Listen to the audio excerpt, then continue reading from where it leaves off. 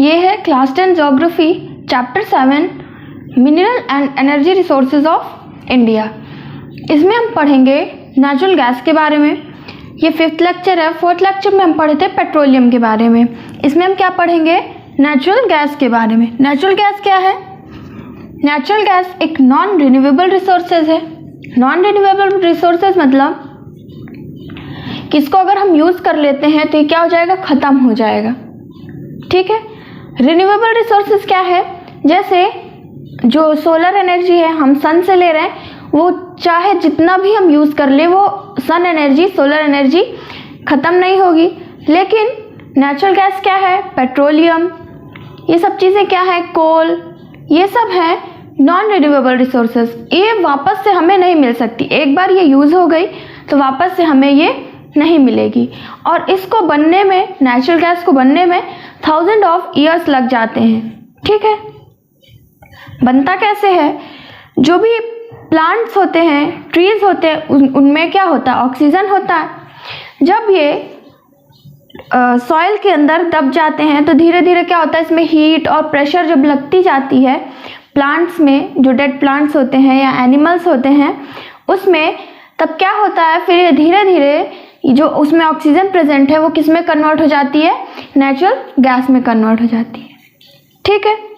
कब? जब ये dead plants, dead animals soil के अंदर जाते हैं और इसमें हीट और प्रेशर लगता है, तब किस में कन्वर्ट होती है?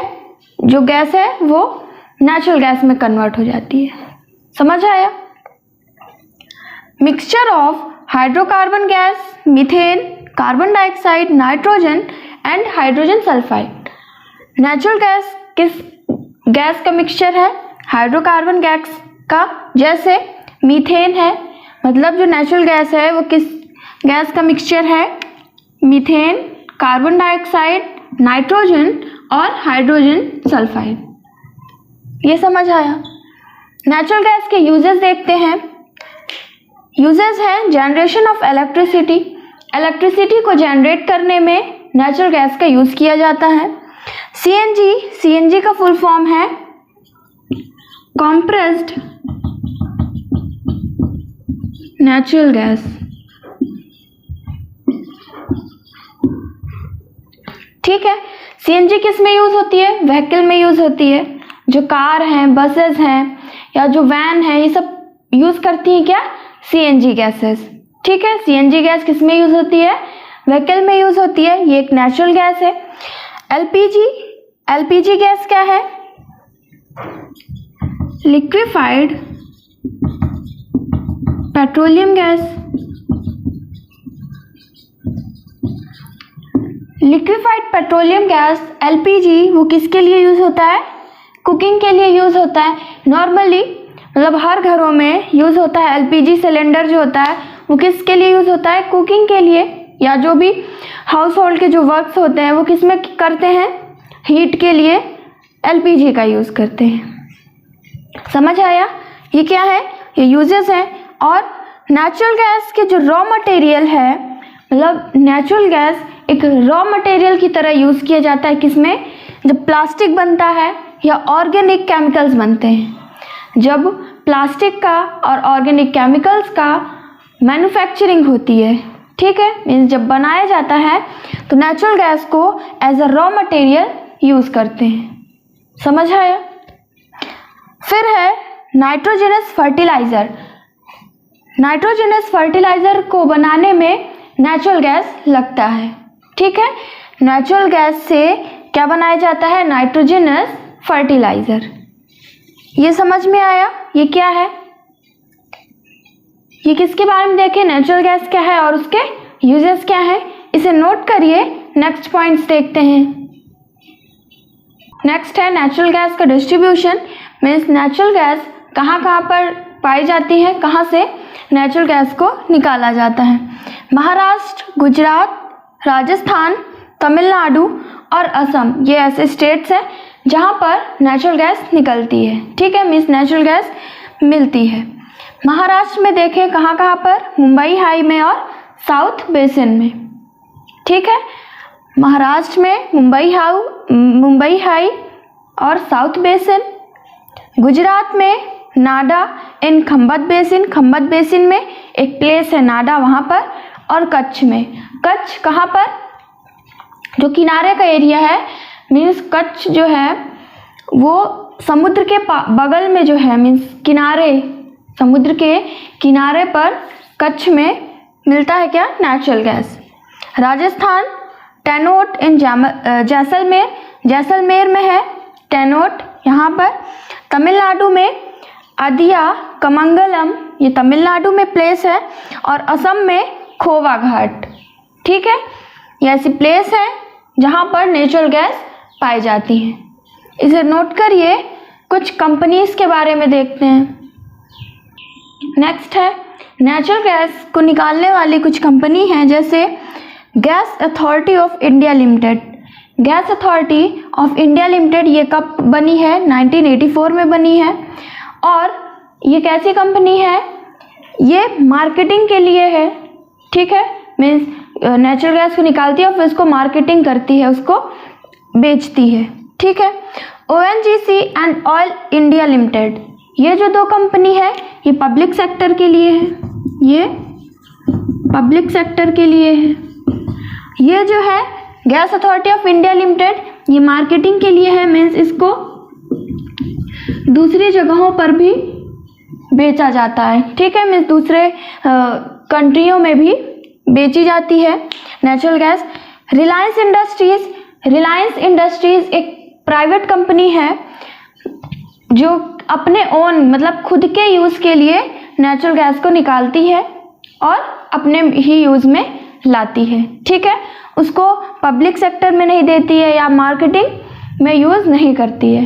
ठीक है, रिलायंस इंडस्ट्री जो है वो नेचुरल गैस को निकालती है और फिर अपने ही इंडस्ट्री में जो उसके गुड्स बन रहे हैं उसमें यूज़ करती है। और ये इंडस्ट्री, रिलायंस इंडस्ट्री कहाँ से निकाल रही है natural gas, Krishna Godavari offshore. जो कृष्णा और गोदावरी रिवर है उसका जो ऑफशोर है, ऑफशोर मीन्स जो किनारे का एरिया है, ठीक है, वहाँ से नेचुरल गैस को निकालती है। समझ आया? नेचुरल गैस के एडवांटेजेस क्या हैं? एडवांटेजेस हैं, पहला तो ये लेस पॉल्यूशन होता है। नेचुरल गैस को जब हम जलाते हैं, हीट करते हैं, उससे पॉल्यूशन कम होता है, ग्रीन हाउस गैसेस कम निकलती हैं और चीपर, मतलब दूसरे फ्यूल के कंपैरिजन में चीपर होता है, मीन्स सस्ता होता है। और अंडरग्राउंड पाइपलाइंस मीन्स मान लीजिए कभी क्या हो जाता है, स्टॉर्म बहुत ज़्यादा आ जाता है, मीन्स आंधी तूफान बहुत ज़्यादा है, बहुत ज़्यादा बारिश हो रही है, नेचुरल गैस को हम नहीं ला सकते हैं, हाउस होल्ड तक नहीं पहुंचा सकते हैं, घरों तक, तो किसकी हेल्प से, अंडरग्राउंड पाइपलाइंस की हेल्प से नेचुरल गैस को आसानी से लोगों के घरों तक पहुंचाया जा सकता है। ठीक है, ये क्या है, ये एडवांटेजेस हैं कि पॉल्यूशन कम होता है, चीपर है, ग्रीन हाउस गैसेस कम निकलती हैं और इसको अंडरग्राउंड पाइपलाइंस के थ्रू आसानी से एक जगह से दूसरी जगह तक इसको पहुंचाया जा सकता है। ठीक है, डिसएडवांटेजेस क्या है? पहला है less mileage. Less mileage means जब हम पेट्रोल को बर्न करते हैं या पेट्रोल से जो हमें एनर्जी मिलती है, ठीक है, तो पेट्रोल से जितनी एनर्जी मिलती है और नेचुरल गैस से जितनी एनर्जी मिलती है, तो नेचुरल गैस एनर्जी कम देता है पेट्रोलियम के कंपैरिजन में, मीन्स बाकी फ्यूल के कंपैरिजन में नेचुरल गैस जो है वो कम एनर्जी प्रोवाइड करता है। ठीक है, केयरलेस हैंडलिंग मतलब इसको स्टोर करना, नेचुरल गैस को बहुत प्रॉब्लम होता है, मतलब कि अगर हल्का सा भी केयरलेस हुए इसको होल्ड करने में, इसको हैंडल करने में, तो क्या हो जाता है, एक्सप्लोजन हो जाता है। ठीक, क्योंकि इसमें बहुत ही जल्दी आग पकड़ लेता है। ठीक है, बहुत जल्दी ये गैस बर्न होने लगती है और चारों तरफ क्या होती है, आग लग जाती है। ठीक है, बहुत ही ज़्यादा क्या होता है, एक्सप्लोजिव होता है इसका नेचर, नेचुरल गैस का। समझ में आया? ये क्या है, ये डिसएडवांटेजेस हैं नेचुरल गैस के। ये कुछ कंपनीज हैं, gas authority of India limited ये मार्केटिंग के लिए है, ONGC और ऑयल इंडिया लिमिटेड ये पब्लिक सेक्टर के लिए है, और रिलायंस इंडस्ट्री ये प्राइवेटली ओन्ड इंडस्ट्री है, मीन्स खुद के लिए ही ये नेचुरल गैस को निकालती है। समझ आया? ये नेचुरल गैस है, इसे नोट करिए। हम दूसरी एनर्जी के बारे में पढ़ते हैं। नेक्स्ट है hydro electric power. Hydro electric power क्या है? हाइड्रो मतलब क्या है? वाटर। हाइड्रो मतलब क्या होता है? वाटर। तो वाटर से जो इलेक्ट्रिसिटी जनरेट की जा रही है उसे क्या कहते हैं? हाइड्रो इलेक्ट्रिक कहते हैं। ठीक है, हाइड्रो इलेक्ट्रिसिटी कहते हैं जो वाटर से जनरेट होती है। समझ में आया? ये इसको कैसे जनरेट किया जाता है इलेक्ट्रिसिटी को? जैसे वाटरफॉल है, जहाँ वाटरफॉल है या बड़े बड़े डैम बनाए जाते हैं जहाँ पर वाटर जो नीचे आ रहा है, मीन्स जैसे ये क्या है, ये लैंड है और ये यहाँ से क्या हो रहा है, ये वाटरफॉल हो रहा है, ये वाटरफॉल हो रहा है। तो ऊपर से वाटरफॉल हो रहा है, मीन्स पानी ऊपर से नीचे आ रहा है, काफ़ी स्पीड से होगा। और यहाँ पर क्या लगा दिया जाता है? टरबाइंस लगा दी जाती हैं। ठीक है, टरबाइंस लगा दी जाती हैं, जिससे क्या होता है, जब ये वाटर इतनी स्पीड से आ रहा है और जब टरबाइन में टच होता है, जब टरबाइन में जाकर के वाटर गिरता है, टरबाइन क्या होती है? मूव होती है। ठीक है, टरबाइन मूव करती है और उससे क्या जनरेट होती है? इलेक्ट्रिसिटी जनरेट होती है। ठीक है, ऐसे ही क्या बनती है? हाइड्रो इलेक्ट्रिसिटी वाटरफॉल के थ्रू बनाया जाता है। और कैसे? जैसे ये क्या है, ये डैम बनाया गया है। ठीक, ये डैम है, इस साइड पूरा वाटर स्टोर है, ये रिवर है, इधर पूरा वाटर है। ये क्या है? डैम। डैम कैसा होता है? थोड़ा ऊपर होता है, थोड़ा नीचे एरिया में, थोड़ा नीचे गहराई पे क्या लगा देते हैं? ढेर सारी टरबाइंस लगा देते हैं। ठीक है, और डैम से जब वाटर आता है तो काफ़ी स्पीड से आता है, इससे टरबाइन क्या होती है? मूव होती है, टरबाइंस मूव करती है और इलेक्ट्रिसिटी जनरेट होती है। ये समझ आया कि हाइड्रो इलेक्ट्रिसिटी कैसे जनरेट होती है। इंडिया में सबसे पहले जो हाइड्रो इलेक्ट्रिक पावर प्लांट बनाया गया था वो कहाँ पर बनाया गया था? सिद्रापोंग, दार्जिलिंग में। ठीक है, पहला जो हाइड्रो इलेक्ट्रिक प्लांट मीन सबसे पहले वाटर से इलेक्ट्रिसिटी जनरेट की गई कहाँ पर? सिद्रापोंग में, ये दार्जिलिंग में है। कब इसको बनाया गया ये प्लांट को? 1897 में। ठीक है, ये हाइड्रो इलेक्ट्रिक प्लांट है और इस प्लांट को यूनेस्को हेरिटेज साइट में शामिल किया गया है। ठीक है, मीन्स यूनेस्को हेरिटेज साइट में इसको इंक्लूड किया गया है। यूनेस्को में बहुत सी साइट्स हैं जो उस लिस्ट में इंक्लूडेड हैं, तो उसमें एक कौन सा प्लांट है? हाइड्रो इलेक्ट्रिक प्लांट भी यूनेस्को में है। ठीक है, और कैसे, ये तो समझ लिए कि हाइड्रो इलेक्ट्रिक पावर कैसे जनरेट होता है। दूसरा है कि इसमें जैसे कई जगह प्रॉब्लम्स ये होती हैं कि रिवर है और कई मतलब गर्मी है तो गर्मी में तो रिवर बह रही है, फ्लो वाटर लिक्विड फॉर्म में, लेकिन जब बहुत ज़्यादा ठंड पड़ी वहाँ पर तो रिवर का वाटर कैसा हो जाता है? फ्रीज हो जाता है और उससे हाइड्रो इलेक्ट्रिसिटी जनरेट नहीं हो पाती है। ठीक है, और कुछ रिवर्स जो हैं, बहुत सी रिवर्स ऐसी है जो उसमें सिल्टी होती हैं। सिल्टी मीन्स उसमें बहुत से कंकड़ होते हैं, बहुत से टुकड़े होते हैं रॉक्स के, जो जब माउंटेन से आ रही है तो अपने साथ क्या लेकर आ रही है? सिल्ट्स लेकर आ रही है। ठीक है, कंकड़ लेकर आ रही है, कुछ पार्टिकल्स लेकर आ रही है। वो जब टरबाइंस में गिरती है तो उससे टरबाइंस क्या होती है? डैमेज हो जाती हैं। तो जो भी वाटर यूज़ होता है हाइड्रो इलेक्ट्रिसिटी को जनरेट करने में, उसमें कौन सा वाटर यूज़ करते हैं? Silt free water.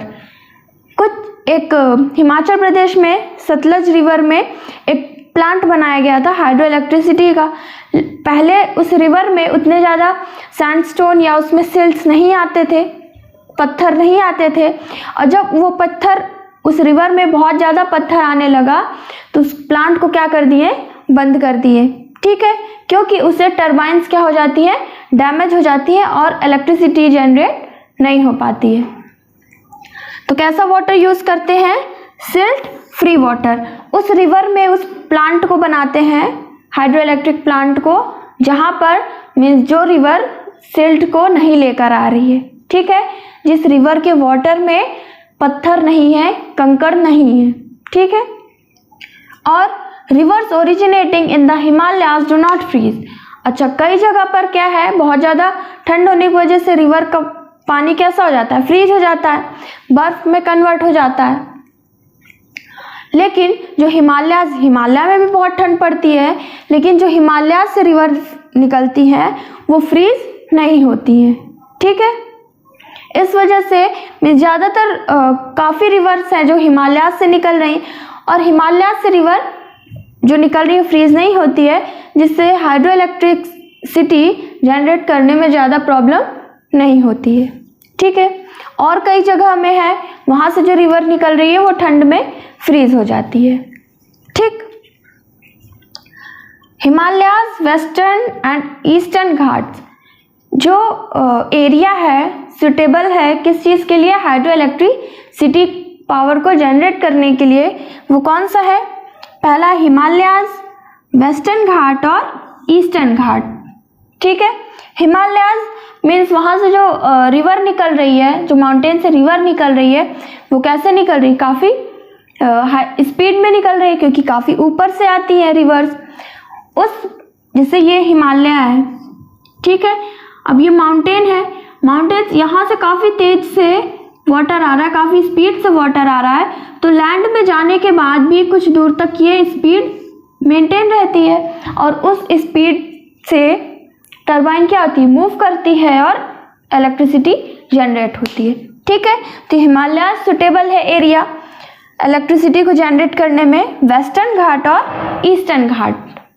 समझ आया, इसे नोट करिए, इसके हम एडवांटेजेस और डिसएडवांटेजेस देखते हैं। नेक्स्ट है हाइड्रो इलेक्ट्रिक पावर के एडवांटेजेस और डिसएडवांटेजेस। पहले देखते हैं एडवांटेजेस। रिन्यूएबल रिसोर्सेज है हाइड्रो इलेक्ट्रिक पावर, ये एनर्जी रिन्यूएबल रिसोर्सेज है, क्योंकि किससे जनरेट हो रही है, वाटर से, ठीक है। वाटर से इलेक्ट्रिसिटी जनरेट हो रही है, इससे वाटर का वेस्ट नहीं हो रहा है, ठीक है। वाटर की हम चाहे जितना भी यूज़ कर लें, इससे इलेक्ट्रिसिटी जनरेट कर लें, वाटर ख़त्म नहीं होगा, ठीक है। नॉन पॉल्यूटिंग है, मीन्स इस इलेक्ट्रिसिटी को, इस पावर को, एनर्जी को यूज़ करते हैं या इसको जनरेट करते हैं तब कोई भी पॉल्यूशन नहीं होता है, ठीक है। नॉन पॉल्यूटिंग है, ये इको फ्रेंडली है, मीन्स एनवायरनमेंट को अफेक्ट नहीं करता है। नेक्स्ट है लोअर रेट, मीन्स जो थर्मल एनर्जी है, जो दूसरी एनर्जी दूसरे फ्यूल से एनर्जी रिलीज़ हो रही है, एनर्जी को जनरेट किया जा रहा है, उसके कंपैरिजन में जो हाइड्रो इलेक्ट्रिक पावर है वो उसका रेट जो है वो कम है, ठीक है। मीन्स उस थर्मल एनर्जी से सस्ती है कौन सी energy, hydro electric energy. Increase और डिक्रीज, हाइड्रो इलेक्ट्रिक पावर को जब डिमांड ज़्यादा होगी, इलेक्ट्रिसिटी की डिमांड ज़्यादा होगी तो उससे ज़्यादा इलेक्ट्रिसिटी को ज़्यादा इंक्रीज कर देंगे, और डिमांड कम होगी तो इलेक्ट्रिसिटी को कम कर देंगे, ठीक है।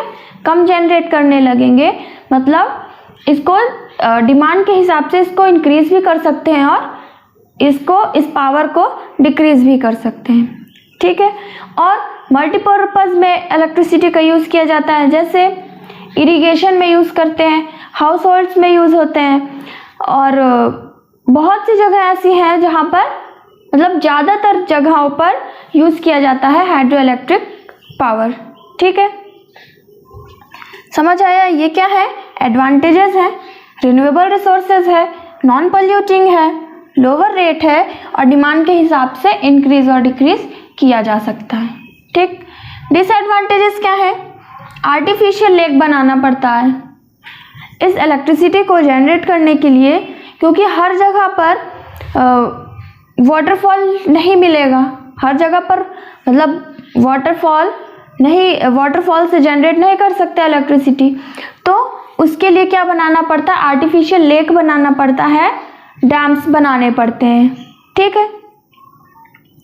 तो उस डैम को बनाने में काफ़ी एरिया कवर करना पड़ता है उस लेक को बनाने में, और काफ़ी कॉस्टली हो जाता है जब इस डैम को या आर्टिफिशियल लेक को बनाया जाता है। ठीक है। लॉस ऑफ बायोडाइवर्सिटी, जैसे ये आर्टिफिशियल लेक या डैम्स कहाँ पर बनाए जाते हैं? आर्टिफिशियल लेक कहाँ पर बनाए जाते हैं? जहाँ पर मतलब फॉरेस्ट का एरिया है, वाइल्ड लाइफ है, वहाँ पर ये बनाते हैं। तो जितने पे वो लेक को बनाया जा रहा है वो एरिया क्या हो गया? फॉरेस्ट का था, वो चला गया, उससे फॉरेस्ट क्या हो रहा है? डिस्ट्रॉय हो रहा है। वहाँ पर जो वाइल्ड लाइफ थी, जो भी एनिमल्स थे, वो जो प्लांट्स थे, सब क्या हो रहे हैं? डिस्ट्रॉय हो रहे हैं। मतलब बायोडाइवर्सिटी क्या हो रही है? खत्म हो रही है, लॉस हो रही है। क्या? बायोडाइवर्सिटी। ठीक है। नेक्स्ट है इरोड्स बैंक्स ऑफ रिवर। जब बहुत तेजी से वाटर आता है तो ज़्यादातर जो रिवर है, रिवर के जो बैंक्स हैं, मीन्स रिवर का जो किनारे का एरिया है, ये क्या है? ये रिवर है। ठीक है। और इसे क्या कहते हैं? ये बैंक है किसका? रिवर का। ठीक है। इससे क्या हो रहा है? जब बहुत तेजी से वाटर आ रहा है तो जो इसके बैंक्स हैं ये क्या हो रहे हैं? कट कर वाटर के साथ बाहर चले जा रहे हैं। ठीक है। मीन्स जो साइड में जो भी सेडिमेंट्स इकट्ठा हुए हैं वो सब क्या हो रहे हैं? फ्लो होते जा रहे हैं रिवर के साथ। Dam life span about 50 years. जो डैम बनाया जाता है उसकी लाइफ स्पैन मीन्स लाइफ कितनी है? 50 ईयर्स। मीन्स जब डैम को बनाया जा रहा है तो उससे इलेक्ट्रिसिटी 50 ईयर्स तक इलेक्ट्रिसिटी को जनरेट किया जा सकता है, वरना मतलब उसके बाद से ये डैम क्या हो जाता है? खराब हो जाता है और इससे इलेक्ट्रिसिटी जनरेट नहीं हो पाती है। तो फिर से दूसरा डैम बनाया जाता है, दूसरा लेक बनाया जाता है और वहाँ से इलेक्ट्रिसिटी को जनरेट किया जाता है। समझ आया? ये क्या है? डिसएडवांटेजेस हैं और ये एडवांटेजेस हैं। इसे नोट करिए। नेक्स्ट पॉइंट्स देखते हैं। नेक्स्ट देखते हैं मल्टीपर्पज़ प्रोजेक्ट। मल्टीपर्पज़ प्रोजेक्ट क्या है? ऐसे प्रोजेक्ट बनाए जाते हैं, कुछ डैम्स बनाए जाते हैं जिससे काफ़ी यूज़ किया जाता है। जैसे इरिगेशन में यूज़ करते हैं, ठीक है, पिशीकल्चर में यूज़ करते हैं, इलेक्ट्रिसिटी जनरेट के लिए यूज़ करते हैं और वाटर सप्लाई के लिए भी यूज़ किया जाता है। मीन्स जहाँ पर वाटर की सप्लाई नहीं हो रही है वहाँ तक वाटर पहुँचाया जाता है। कैनाल्स बनाए जाते हैं। ठीक है। तो इसे क्या कहते हैं? मल्टीपर्पज़ प्रोजेक्ट कहते हैं। ठीक है। पहले देखते हैं भाखड़ा नागल प्रोजेक्ट। भाखड़ा नागल प्रोजेक्ट ये क्या है? ये एक प्रोजेक्ट है जो वहाँ के जो आसपास के एरियाज़ हैं कई स्टेट्स में, इससे वहाँ पर इरिगेशन होती है, वहाँ पर कैनाल्स बनाए गए हैं, वाटर की सप्लाई हो रही है, इलेक्ट्रिसिटी भी जनरेट हो रही है। यही क्या है? Multipurpose project. और ये भाखड़ा नागल प्रोजेक्ट है पहला। कि भाखड़ा नागल प्रोजेक्ट जो बनाया गया है ये कहाँ पर शेयर होता है? मीन्स किस किस स्टेट में इसके फ़ायदे हैं, कहाँ पर यूज़ किया जाता है, इससे जो भी बेनिफिट्स हो रहे हैं, इस प्रोजेक्ट के जो भी यूजेस हो रहे हैं वो किस स्टेट्स में? पंजाब में, हरियाणा में, हिमाचल प्रदेश में और राजस्थान में। ये 4 स्टेट्स हैं जहाँ पर भाखड़ा नागल प्रोजेक्ट से जो भी कैनाल बनी है वो यहाँ तक गई हैं, यहाँ के लोग इरिगेशन कर रहे हैं और इलेक्ट्रिसिटी भी यूज़ कर रहे हैं। Built on Sutlej river. Bhakra Nangal project ये किस रिवर पर बनाया गया है? सतलज रिवर पर। ठीक है। सतलज रिवर जो है वहीं उसी पर क्या बनाया गया है? भाखड़ा नागल प्रोजेक्ट।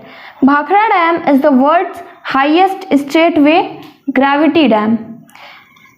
ठीक है। ये भाखड़ा नागल प्रोजेक्ट है। इसमें भाखड़ा नागल प्रोजेक्ट में 2 डैम बनाए गए हैं, एक भाखड़ा डैम और एक नागल डैम।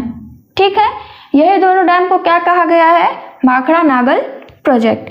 तो भाखड़ा डैम ये क्या है? ये world's highest straight way gravity dam है। मतलब ये पूरे वर्ल्ड का सबसे लॉन्गेस्ट है, मीन्स सबसे बड़ा है, हाईएस्ट है। कैसा? Gravity dam. मतलब ये है, ये क्या है? ये डैम है। ठीक है। तो ये डैम से काफ़ी नीचे तक वाटर जा रहा है, मीन्स डैम को काफ़ी ऊपर बनाया गया और काफ़ी एकदम स्ट्रेट वाटर जा रहा है, ठीक है। जितना वाटर नीचे स्ट्रेट जाएगा उतना ही स्पीड होगी वाटर की, ठीक है। ये वाटर है, हम ऐसे, ये वाटर यहाँ से फ्लो हो रहा है, ये डैम से आ रहा है, एकदम स्ट्रेट आ रहा है, ठीक है। मीन्स यहाँ से जो वाटर आ रहा है इसकी स्पीड बहुत ज़्यादा है, स्पीड ज़्यादा है मीन्स टरबाइन ज़्यादा तेज घूमेगी और इलेक्ट्रिसिटी ज़्यादा जनरेट होगी, ठीक। अगर ये डैम है मान लीजिए और ज़्यादा स्ट्रेट नहीं है, ठीक है, ये डैम से वाटर ज़्यादा स्ट्रेट नहीं है, तो इससे क्या होगा, ये वाटर की स्पीड कम होगी और इलेक्ट्रिसिटी भी कम जनरेट हो पाएगी, ठीक है। तो पूरे वर्ल्ड का हाईएस्ट ग्रेविटी डैम है, मीन्स एकदम स्ट्रेट बना हुआ है, कौन सा है, भाखड़ा डैम, ठीक। कहाँ पर बना है, सतलज रिवर में बनाया गया है। आर्टिफिशियल लेक गोविंद सागर लेक, भाखड़ा डैम का जो आर्टिफिशियल लेक है वो कौन सा लेक है, गोविंद सागर लेक, ठीक। भाखड़ा नागल प्रोजेक्ट में ये जो भाखड़ा डैम और नागल डैम बनाया गया है, इसका आर्टिफिशियल लेक कौन सा है, गोविंद सागर लेक, ठीक। नागल डैम बनाया गया है भाखड़ा डैम से 13 किलोमीटर आगे, ठीक है, 13 किलोमीटर आगे पर नागल डैम को बनाया गया है। इससे मतलब इस प्रोजेक्ट से कई जगहों पर इरिगेशन होती है, जैसे करनाल है, करनाल पंजाब में है, बीकानेर राजस्थान में है, ठीक है। करनाल कहाँ का प्लेस है, पंजाब का, बीकानेर राजस्थान का, और भी कई प्लेसेस हैं, फिरोजपुर, लुधियाना, ये सब इन्हीं 4 स्टेट्स के ही प्लेसेस हैं। हिमाचल प्रदेश रिसीव्स पावर, हिमाचल प्रदेश जो है वहाँ पर जो भी इलेक्ट्रिसिटी पहुँच रही है, वहाँ तक सप्लाई हो रही है, वो किस प्रोजेक्ट से हो रही है, भाखड़ा नागल प्रोजेक्ट से हो रही है। समझ आया। यहाँ के लोग मीन्स बहुत यहाँ पर जो भी लोग रह रहे हैं स्टेट्स में, वो सब किस चीज़ में यूज़ कर रहे हैं इस प्रोजेक्ट का, इरिगेशन में, ठीक है। वाटर सप्लाई हो रहा है, वहाँ तक कैनाल बनाए गए हैं इसी रिवर से, मीन्स इसी प्रोजेक्ट के थ्रू वहाँ पर कैनाल्स काफ़ी बनाए गए हैं, जिससे हर प्लेसेस में, हर गांव तक, जो रूरल एरियाज़ हैं वहाँ तक क्या हो, कैनाल बने और वहाँ के जो फार्मिंग लैंड है, ठीक है, जो खेत है वहाँ पर क्या वाटर पहुँचे और वहाँ पर एग्रीकल्चर हो सके, ठीक है। पिशीकल्चर मीन्स फिश जो पालते हैं, ठीक है, फिश जो पालते हैं वो भी पाला जाता है इन स्टेट्स में इस वाटर के थ्रू, ठीक। और जो इलेक्ट्रिसिटी भी जनरेट हो रही है इस प्रोजेक्ट से, वो भी इन स्टेट्स में सप्लाई हो रही है। समझ आया। ये क्या था, भाखड़ा नागल प्रोजेक्ट, इसे नोट करिए। हम दूसरा प्रोजेक्ट देखते हैं। नेक्स्ट है हीराकुंड प्रोजेक्ट। हीराकुंड प्रोजेक्ट कहाँ पर बना है, महानदी रिवर में, उड़ीसा में, ठीक है। उड़ीसा में महानदी रिवर के ऊपर बनाया गया है Hirakud dam, Hirakud project. 15 kilometre of Sambalpur town, 15 kilometre पहले है संबलपुर टाउन से, ठीक है, उड़ीसा में है संबलपुर टाउन, उससे 15 किलोमीटर पहले है Hirakud project, Hirakud dam. Mahanadi river पर और 2 डैम बनाए गए हैं, तीकरपारा और नाराज, ठीक है। तीकरपारा और नाराज ये डैम बनाया गया है किसके ऊपर, महानदी रिवर के ऊपर। महानदी के ऊपर एक हीराकुंड डैम बना है, एक तीकरपारा और नाराज डैम, ठीक है। Longest dam in Asia and biggest artificial lake in Asia. Hirakud dam जो है वो लॉन्गेस्ट डैम है एशिया का, पूरे एशिया में सबसे लंबा डैम जो है वो कौन सा है, हीराकुंड डैम। और बिगेस्ट आर्टिफिशियल लेक है एशिया का, मीन जो आर्टिफिशियल लेक बनाया गया है हीराकुंड डैम में, हीराकुंड डैम का जो आर्टिफिशियल लेक है वो पूरे एशिया का सबसे बड़ा लेक है, ठीक है, आर्टिफिशियल लेक है। हीराकुंड डैम से चार पावर हाउसेस बने हैं जहाँ पर इलेक्ट्रिसिटी पहुँच रही है, ठीक है। वहाँ से फिर दूसरे एरियाज़ में वो इलेक्ट्रिसिटी पहुँच रही है। तो हीराकुंड प्रोजेक्ट में 4 जगह पर पावर जनरेशन के लिए बनाया गया है पावर हाउस। पहला है बरला पावर हाउस, ठीक, और एक बरला पावर हाउस में ही है, मीन्स एक यूनिट जो है वो बरला पावर हाउस में है और 3 यूनिट जो है वो चिपलिमा में बनाया गया है, ठीक, 3 यूनिट चिपलिमा में बनाया गया है। ये पावर हाउस है इलेक्ट्रिसिटी का। और इस हीराकुंड प्रोजेक्ट से, हीराकुंड डैम से जो इलेक्ट्रिसिटी जनरेट हो रही है वो कहाँ कहाँ तक जा रही है, उस इलेक्ट्रिसिटी को कौन यूज़ कर रही है? बहुत से कंपनीज़ हैं, बहुत सी इंडस्ट्रीज़ हैं जो इसे यूज़ कर रही हैं। जैसे इंडियन एल्यूमिनियम कंपनी, जो इंडियन एल्यूमिनियम कंपनी है वो इससे इलेक्ट्रिसिटी यूज़ कर रही है। कहाँ पर है? हीराकुंड में है, ठीक है। फेरोमैंगनीज फैक्ट्री, फेरोमैंगनीज फैक्ट्री वो भी यहाँ से इलेक्ट्रिसिटी ले रही है, जो जोडा में है। सीमेंट वर्क जो हो रहा है, जहाँ पर सीमेंट बन रही है, वहाँ पर भी पेपर मिल्स हैं, वहाँ पर भी इस प्रोजेक्ट से जो इलेक्ट्रिसिटी जनरेट हो रही है उसे यूज़ कर रही है। Flood production of Cuttack and Puri, ये महानदी रिवर पर जो हीराकुंड डैम बना हुआ है, इससे क्या हुआ कि फ्लड से रोका गया है। कहाँ पर? कटक और पुरी में। कटक और पुरी ये प्लेस है, ठीक है। यहाँ पर जो बहुत बाढ़ आ जाती थी तो इस डैम से क्या हुआ, उसको बचाया गया है, ठीक है। इस प्लेस को बाढ़ से, फ्लड से प्रोटेक्ट किया गया है। संबलपुरी, संबलपुर, बारगा, सुबर्णपुर, ये कुछ प्लेसेस हैं जहाँ पर इस डैम से जो कैनाल्स बनाए गए हैं, इससे जो वाटर है वो यहाँ पर इरिगेशन के लिए पहुँचाया जा रहा है, ठीक है। मीन्स इस डैम से भी बहुत से कैनाल बनाए गए हैं और वो उस वाटर से इरिगेशन के लिए यूज़ किया जा रहा है, ठीक है। संबलपुर है, बारगा, सुबर्णपुर और भी कई प्लेसेस हैं जहाँ पर इससे जो वाटर है, मतलब इस डैम का जो वाटर है, इससे इरिगेशन के लिए यूज़ किया जा रहा है। समझ आया? ये क्या है? हीराकुंड प्रोजेक्ट है, महानदी रिवर पर उड़ीसा में बनाया गया है। समझ आया? हम क्या पढ़े आज? नेचुरल गैस के बारे में और हाइड्रो इलेक्ट्रिक पावर प्लांट के बारे में और मल्टीपर्पज़ प्रोजेक्ट के बारे में। नेक्स्ट लेक्चर में हम नॉन कन्वेंशनल पावर पढ़ेंगे, उसमें है solar energy, wind energy, geothermal energy. तो ये सब किस में हम पढ़ेंगे? नेक्स्ट लेक्चर में पढ़ेंगे। Thank you for watching this lecture.